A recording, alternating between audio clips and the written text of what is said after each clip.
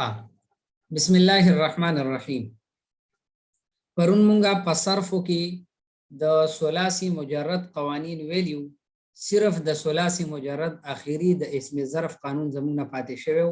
هغه ممکنه د کونن ټیم میلاو شو نو هغه به وکړو. راځو مونږه نحوه ته. په نحوه کې اورګي بیک لکشانتیزو چې تاسو نسبت دغه سبق سره راشي. د اسم سلورم تقسیم مونږ ویلیو د اعراب په اعتبار سره دی. د اسم دو قسمونه دي، یو د معرب بل د مبني.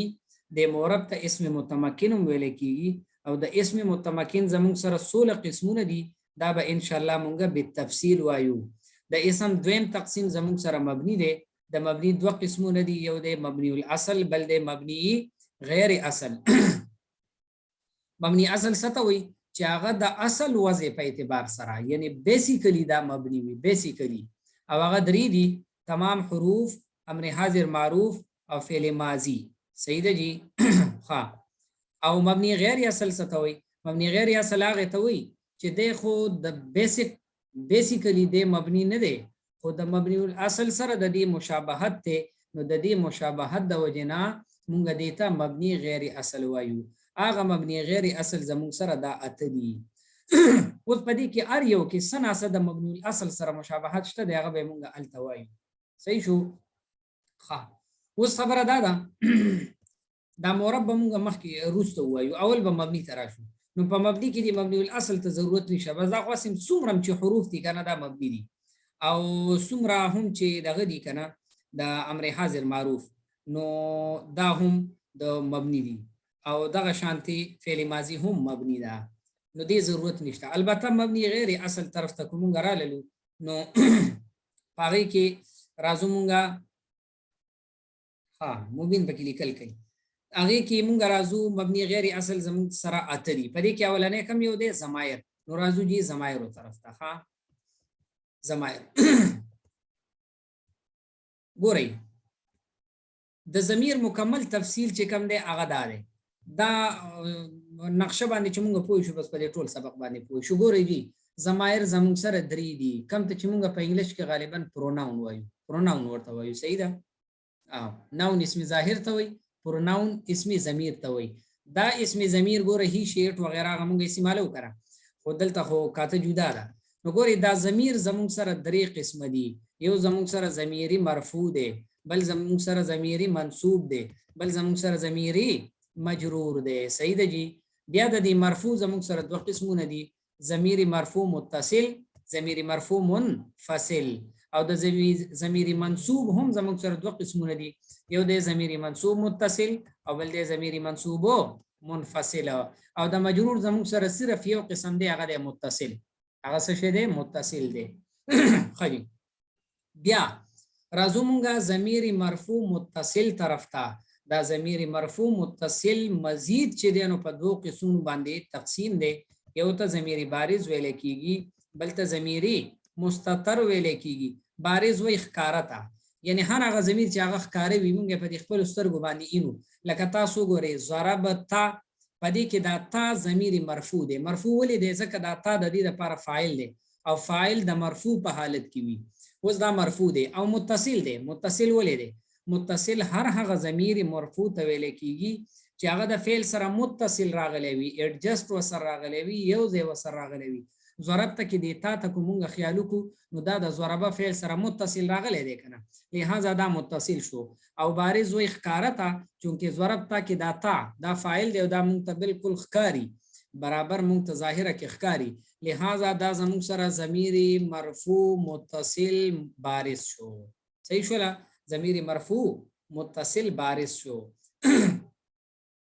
مستتر ستوي. مستتر وی پټ چې هغه نه ښکاری. بیا د دې پټ زموږ سره دوه قسمونه دي: یو د واجب الاستتار او بل د جایز الاستتار. ګورئ ښا د دې واجب او د دې جایز د دې خپل پتلی. واجب الاستتار یعنی هغه ضمیر مرفوع متصل مستتر چې داغه استتار او داغه پټواله واجب وي. صحیح ده جی؟ ها. او جایز الاستتار ستوي. جایز الاستتار هر هغه ضمیر مرفوع متصل مستتر ته ویل کیږي چې داغه استتار یعنی داغه پټول جایز وي، خو ته پټه خو هم پټه کاو کو نه پټه نو هم تا ته اختیار دی. صحیح دی جی؟ ها. بیا دا ضمیر مرفوع متصل داغي مثال دا ضربه نه دی ضربه کې دنه هو ضمیر پروت دی خیالوم دی نو کوستا خوخی نو راوی باسا ضربه هو لکه دسم ویل شي زید ضربه هو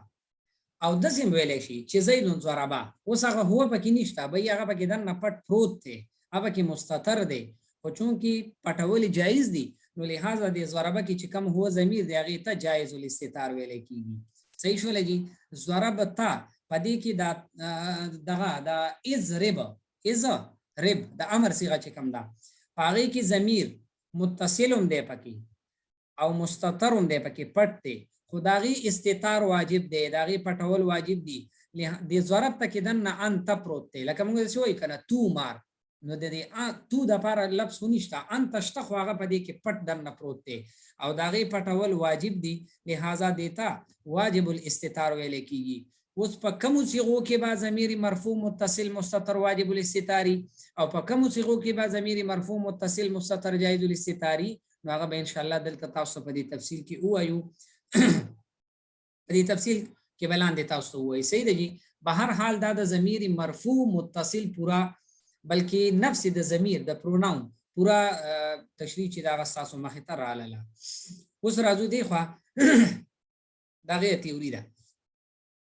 ګوره جی د اسم زموږ سره دوه قسمونه دی یو د اسم ضمیر یو د اسم ظاهر اسم ظاهر خو بس کار ده نو اسم ضمیر چې هغه په دې اسم ظاهر باندې دلالت کوي نو دا یې نه دا هغه تعریف بیا د اسم ظاهر زموږ سره دوه دي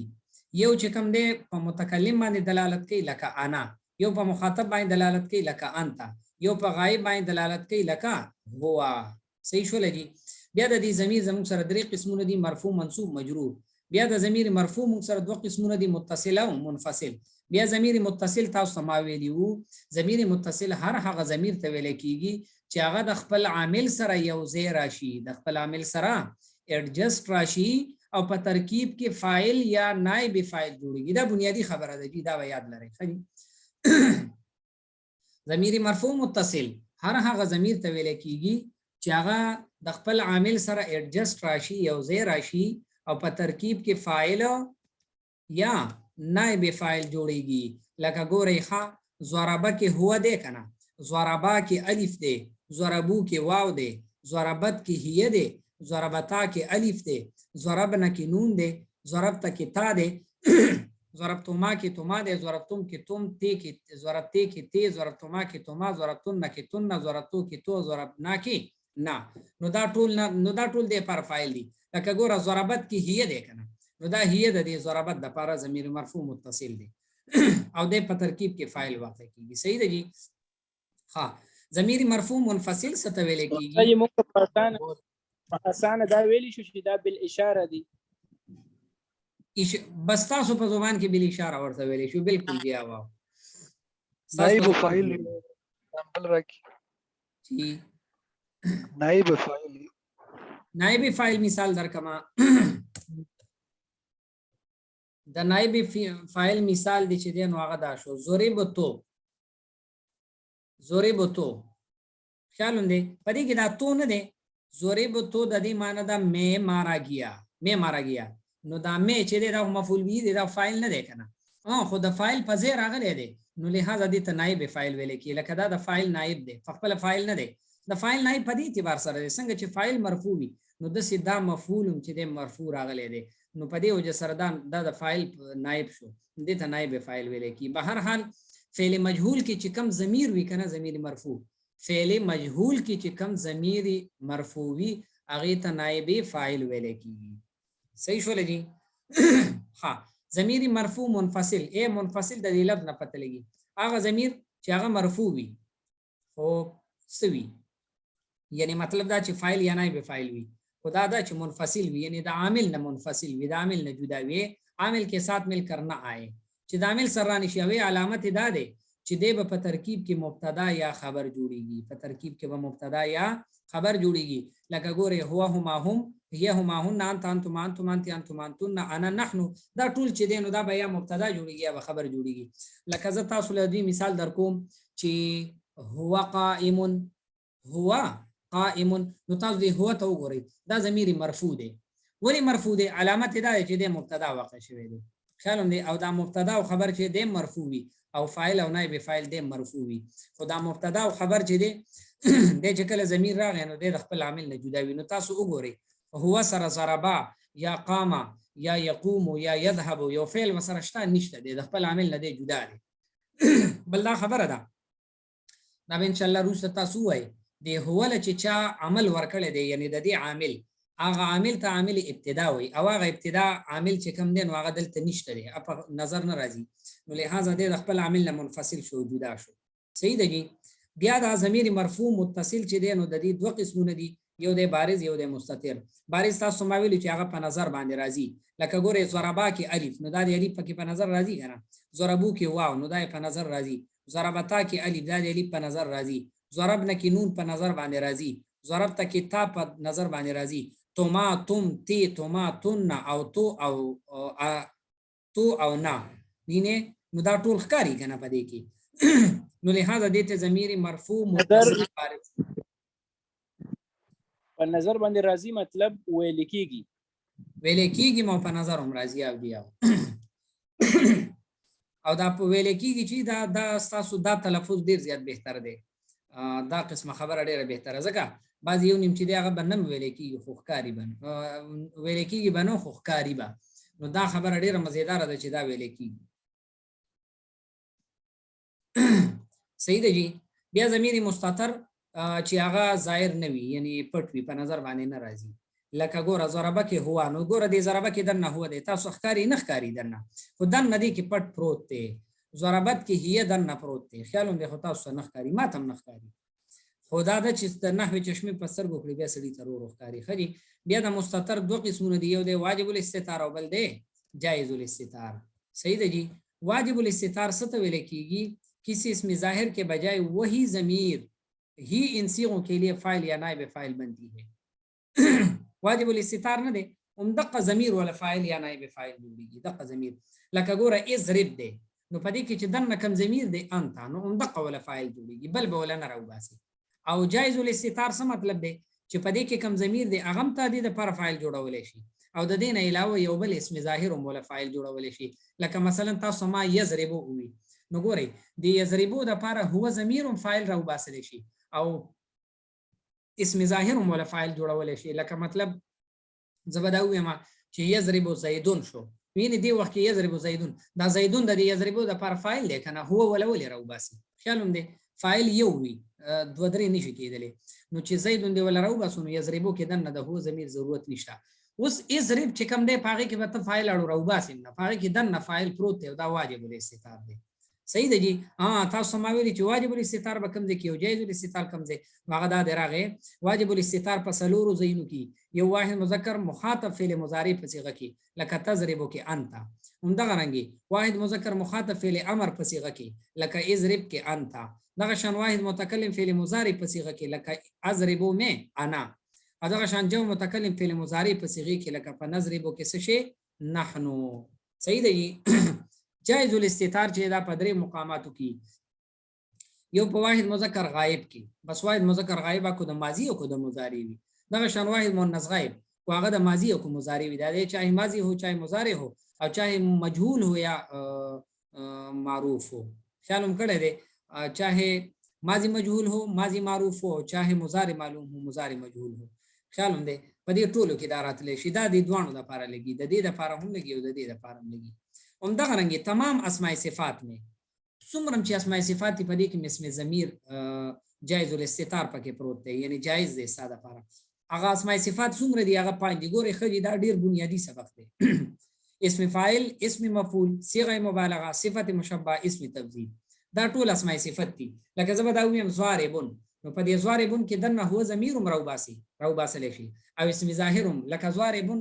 ویل شي نو دې کې دنه هو ضمیر دی لپاره فاعل شو او ضارب زیدون یعنی زیدون ولا هم فاعل راوباسل شي صحیح دی دا د ضمیر مرفوع خبره ختم شوله و ضمیر منصوب ترازو ضمیر منصوب دوه قسمونه دي یو د متصل یو د منفصل ګوره خاطه د متصل نه پته لګي هغه ضمیر چې هغه متصل وي د چا سره متصل وي د فعل نه پس راغلی وي یعنی فعل سره متصل وي وګورئ هغه ضمیر مرفوع چې دی هغه هم متصل او دا ضمیر منصوب متصل دی خیال هم دی. نو په دې او په هغې کې فرق څه شو؟ فرق پکې دا دی چې دا ضمیر منصوب متصل به په ترکیب کې مفعول به جوړیږي او یا به د حروف مشبه بالفعل نه پس راشي نو په ترکیب کې به اسم جوړیږي. بس هغه چې دی هغه په ترکیب کې فاعل یا نائب فاعل یا مبتدا یا خبر جوړیږي. دا فاعل یا نائب فاعل جوړیږي. ګورئ ضمیر مرفوع متصل په ترکیب کې فاعل یا نائب فاعل جوړیږي. ضمیر منصوب متصل په ترکیب کې یا مفعول به جوړیږي او یا د حروف مشبه بالفعل د پاره اسم جوړیږي. صحیح ده جی؟ لکه تاسو وګورئ ضربه ضربهما اے دا هو هما هم ها هما هن د اخره کې د فعل سره چې لګیدلې ده. کا کوما کوم کی کوما کننا او لی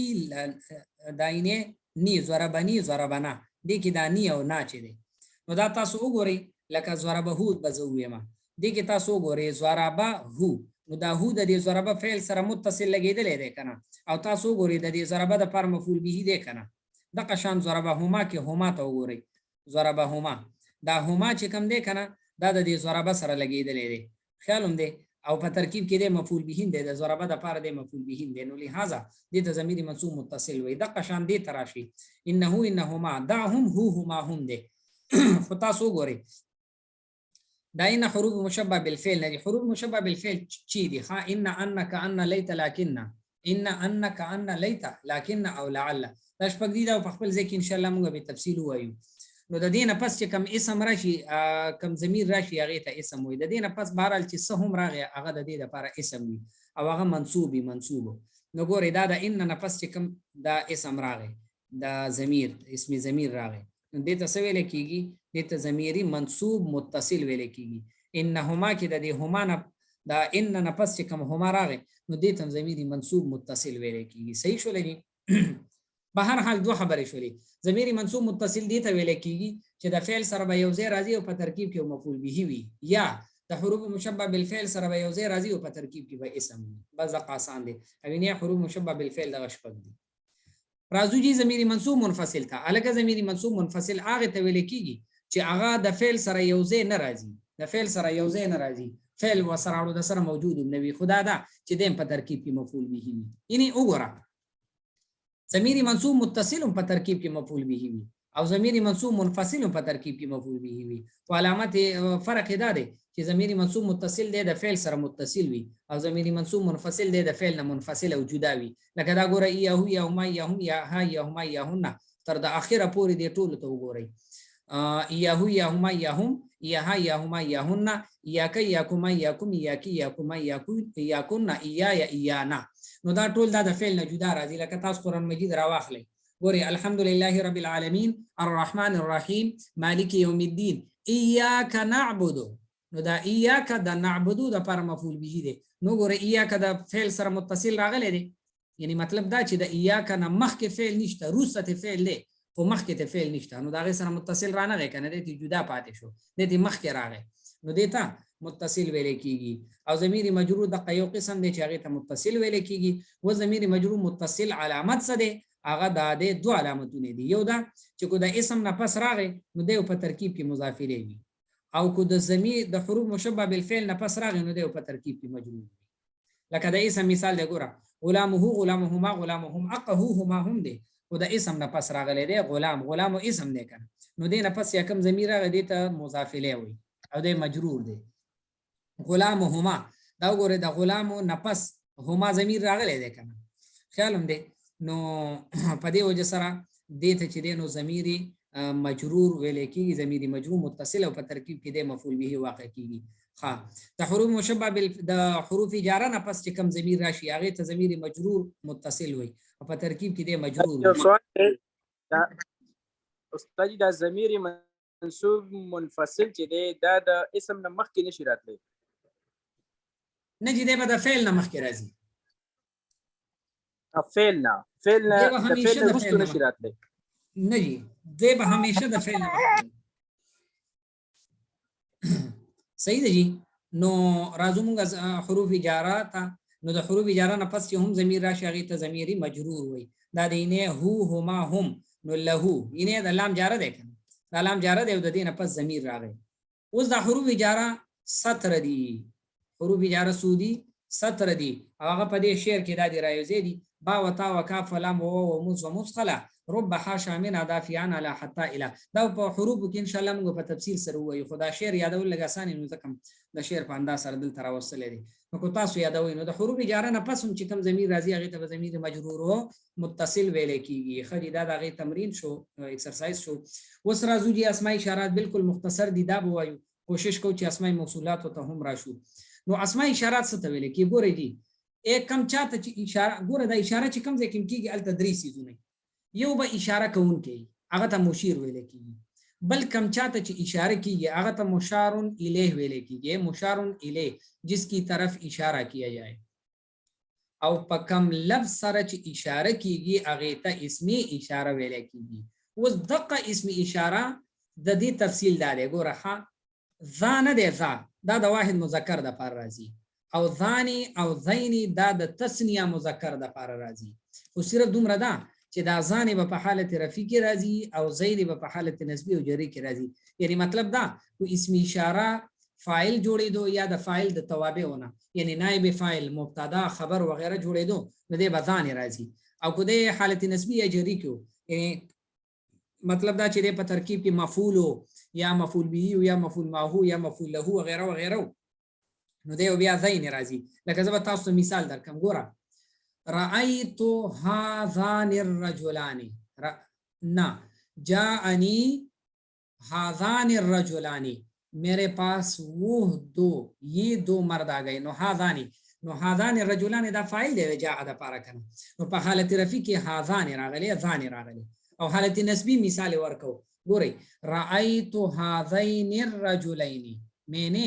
ان دو مردوں کو دیکھا نو هذين الرجلين در رأيتو د پر مفعول به دی کنه او مفعول به منصوب وي نو دا ذین راغلی دی ذین صحیح دی او مجرور په حالت کې به هم د دې راځي لکه مررت بهذين الرجلين وی به دا با جاره په هذين باندې داخل شو کنه نو هذين مجرور شو نو په اقا یا سره راغلی دی صحیح ده او ذین سره دی راغلی صحیح دی ها نو دغه شو دا د واحد چې د په مذکر کې واحد تثنیه او جمع راغی اوس په تثنیه کې هم واحد تثنیه او جمع راتللی شي نو ګورئ د واحد مؤنث د پاره تا تی تحته زه زهی راتلی شي دا شپږ وانه راتلی شي صحیح شولا او د تثنیه مؤنث کې تانی تینی راتللی شي خو صرف دومره ده چې تانی به حالت رفع کې او تینی به حالت نسبی او جری کې راځي صحیح دی جی ها دغه شانتی چې دی نو د جمع د لپاره اولائی او اولا راځي خو دومره چې دا د جمع مذکر او د جمع مؤنث دواړو لپاره دا راځي د جمع مذکر او د جمع مؤنث دواړو لپاره دا راتللی شي صحیح شول جی ها دا خبره وشوله لکه د دې مثال زدر کما د دې مثال به زدا سي در کما چې ګورې ښا رأيت هذه یا دغه دا هذه یا هذا قلم خو هی پکې استعمالول پکار ګورې هذه كراستی یہ میری کاپی ہے خیالم کړه دیږي یہ میری کاپی ہے نو اس په دې صورت کې تاسو کو خیالو کو نو دا واحد مؤنث صفر راغلی ها تانی چې په حالت رفع کې مونږه استعمال کو نو ګورئ ها جاءني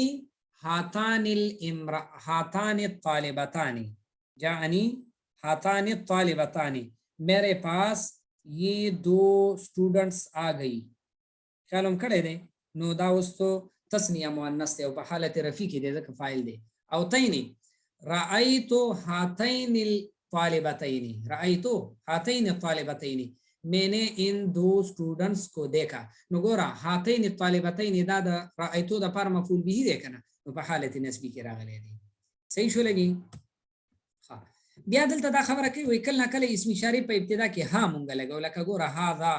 خیالم دی هاتانی دغه ته هاي تنبیه ویل کیږي او کله کله د اسم اشاره په اخره کې مونږه کاف لګو لکه ګوره ذا دې کنه نو هغه په اخره کې مونږه کاف لګو نو د دې نه ذاکت جوړ صحیح شول جی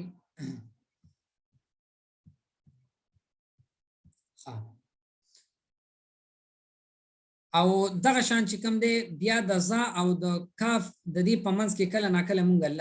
لام ولګو د ذا او د کاف نه دی د دې په منځ کې مونږ لام ولګو یعنی ذا لیکا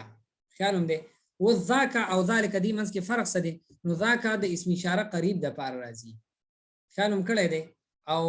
ذالک چې دی دا د اسم اشاره بعید د پار راځي لری سیس چې ته اشاره کې نو ذالک الکتاب او کو د نږدې د پار اشاره کې نو ذاک الکتاب یہ کتاب نو دغه خبره چې دا ختم شوله اوس دا اسمی موصول به وای اسماء افعال او توبیه راشو دا ډیر زیات آسان دی خو ځا اسم موصول به وای خو دا بالکل آسان اسم موصول ګوره خدي اسم موصول څه ته ویل کیږي اسم موصول چې کوم ځای کې هم یې الته به دوه سيزونه یو تبع موصوله ویل کیږي او بل تبع صله ویل کیږي موصوله څه ته ویل کیږي موصوله هغه ته ویل کیږي چې دا د جملې نه بغیر یعنی د صلې نه بغیر دا پوره کیږي نه ګوره ښا کوم ځای کې چې اسم موصول وي کنه الته به صله وي او چې کوم ځای کې صله وي نو الته به اسم موصول وي اول به اسم موصول راځي او ورپسې به صله راځي اول به اسم موصول راځي ورپسې به صله راځي او صرف دومره خبره ده چې دا صله چې دا به جمله وي ښا دا صله به سوي دا به جمله وي اوس موصول او صله چې رايوځي شي دا به د جملې د لپاره جزء تام جوړيږي یعنی مکمل جزء به جوړيږي دا دوانه چې رايوځي شي ها اوس د اسماء موصولات تفصیل څه دی هغه دی الذي دا د واحد مذکر د لپاره راځي اللذان او الذين تسنیه مذکر د لپاره راځي او صرف دومره دا اللذان حالت رفیع او الذين تسنیه د حالت نسبی او جری د لپاره راځي لکه دا الذي مثال دی چې رأيت الذي جاء المدرسه میں نے اس شخص کو دیکھا جاء المدرسہ جو کہ مدرسہ آیا تھا اللذین رأیت اللذین جاء المدرسہ میں نے ان دونوں کو دیکھا جو مدرسہ آئے تھے خیالم کړی دی نو دا اللذین په حالت نسبی کې شو او اللذان حالت رفی کې تاسو کولای شئ لکه جاءنی اللذان جاءنی اللذان ضربتهما میں نے میرے پاس وہ دونوں آئے جاءنی اللذان میرے پاس وہ دونوں آئے ضربتهما جن دونوں کو میں نے مارا تھا نو خیالم کړی دی اوس ګوره اللذان اسم موصول شو او ضربتهما د لپاره صله دی نو دا اسم موصول صله دوانه چې راوځي شو نو دا الته دغه شو دا د ما قبل لپاره د فاعل شو صحیح دی دا خو د مؤنث خبره شوله اوس مذکر طرف ته مونږ راځو د مذکر خبره خو رښتیا راشوله مؤنث راځو التي واحد مؤنث صفار راځي اللتان واللتين تسنیه مؤنث صفار راځي او اللاتي او اللواتي نه دي دا د جمع مؤنث صفار راځي اللاتي او اللواتي د جمع مؤنث صفار راځي اوس دامن او ما هم د اسم موصول په تور باندې استعماليږي خدا د واحد او تسنیه او د جمع او د دې ټولو د لپاره یو شانتي استعماليږي بس په دغه باندې